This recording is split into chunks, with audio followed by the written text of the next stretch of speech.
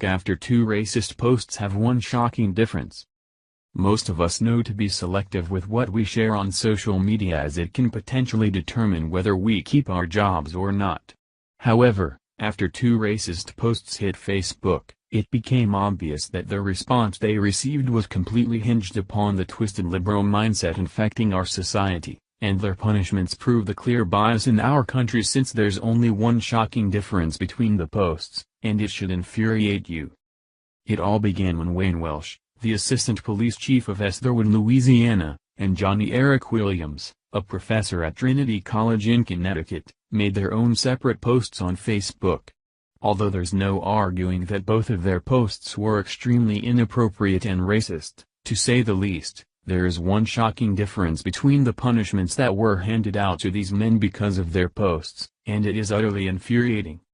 Welsh, who happens to be a white cop, posted a picture showing a mother holding her daughter's head underwater in the bathtub with the words, "When your daughter's first crush is a little Negro boy."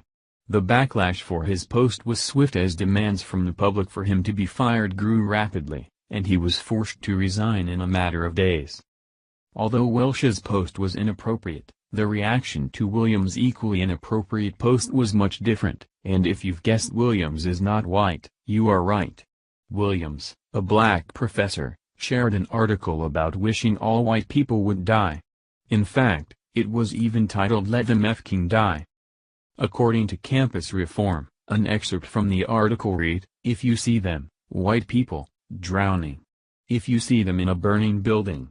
If they are bleeding out in an emergency room. If the ground is crumbling beneath them. If they are in a park and they turn their weapons on each other, do nothing." In addition to that sickening piece, Williams sent out his own personal statement on Facebook. "It is past time for the racially oppressed to do what people who believe themselves to be white will not do, put end to the vectors of their destructive mythology of whiteness and their white supremacy system. Let them fucking die," according to Downtrend. Unlike Welsh, Williams has not been terminated from his job. I think most would agree that both of the men's posts were inappropriate and racist. However, only one of them lost their job because of it, the white cop. Although Williams was initially suspended for his post, he was able to keep his job in a position where young adults look up to him. He was able to stay employed because it was determined that his posts were extramural utterances, meaning it was written on his personal time. Yet, the same justification didn't hold true for Welsh.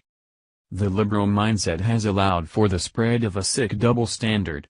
Not only were both of these men in the wrong, the fact that the black man was given a second chance while the white man was forced to resign is sickening.